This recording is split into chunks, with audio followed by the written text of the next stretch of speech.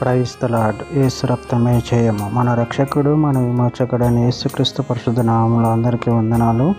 చిన్న ప్రార్థన ద్వారా ఈ రాత్రికాల వాక్య ధ్యానం చేసుకుందాము. పరిశుద్ధుడ మహాకంఠమైన దేవ యేసయ్య సర్వాధికారి నాయన మీకు వేలది వందనములు కృతజ్ఞత స్తుతి స్తోత్రం చెల్లించుకుంటున్న దేవ ఈ రాత్రికాల సమయంలో ప్రభు వాక్య భాగం ధ్యానిస్తుండగా వాక్య భాగం మాకు అర్థమవునట్లు సహాయం చేసి మీ కృపలో బలపరిచి మీకు మాదిరిగా మమ్మల్ని నడిపించమని ఈ చిన్న ప్రార్థన ప్రభు యేసుక్రీస్తు పరిశుద్ధ నామములో అడిగి వేడుకుంటున్నాను తండ్రి. Amen amen. సామెతల గ్రంథం 28వ అధ్యాయము 13వ వచనము. అతిక్రమములను దాచిపెట్టేవాడు వర్ధిల్లుడు, వాటిని ఒప్పుకొని విడిచిపెట్టువాడు కనికరము పొందును. ఆమెన్. దేవుడి వాక్య భాగం దీవించిన గాక.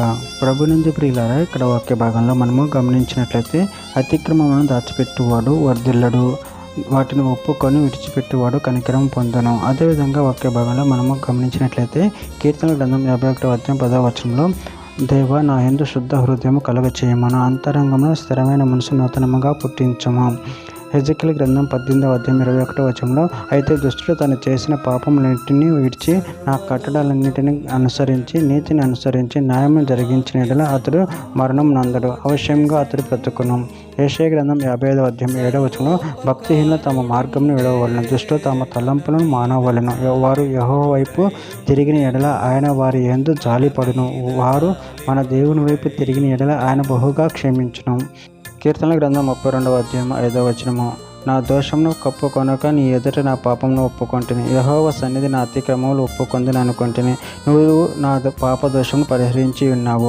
దీనవృత్తాంతములు 2వ గ్రంథం 7వ అధ్యాయం 14వ వచనంలో నా పేరు పెట్టబడిన నా జనులు తమ తగ్గించుకొని ప్రార్థన చేసి నన్ను వెతికి తమ చెడు మార్గమును విడిచిన యెడల ఆకాశం నుండి నేను వారి ప్రార్థనను విని వారి పాపమును క్షమించి వారి దేశమును స్వస్థపరచుదును.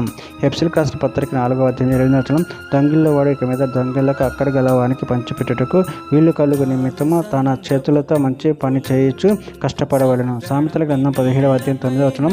ప్రేమను వృద్ధి చేయగలడు తప్పిదములు దాచిపెట్టును, జరిగిన సంగతి మాటికి వెత్తువాడు మిత్రభేదం చేయును. చివరిగా ఒక మాట.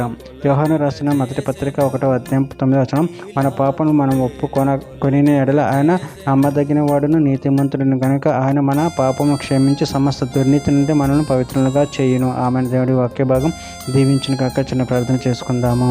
పరిశుద్ధుడ మహాగణుడు దేవ, మీరు ఇచ్చిన వాక్యదాన్ని ప్రభు కృతజ్ఞతలు చెల్లించుకుంటాను తండ్రి. ప్రభు మా పాపం ఎదుట ఒప్పుకుంటాను తండ్రి. మమ్మల్ని కరుణించి నీ ప్రేమలో బలపరిచి స్థిరపరిచి నీకు మాదిరిగా మమ్మల్ని నడిపించమని ఈ చిన్న ప్రార్థన ప్రభు యేసుక్రీస్తు పరిశుద్ధ నామములో అడిగి పెట్టుకుంటున్నాను తండ్రి. ఆమెన్.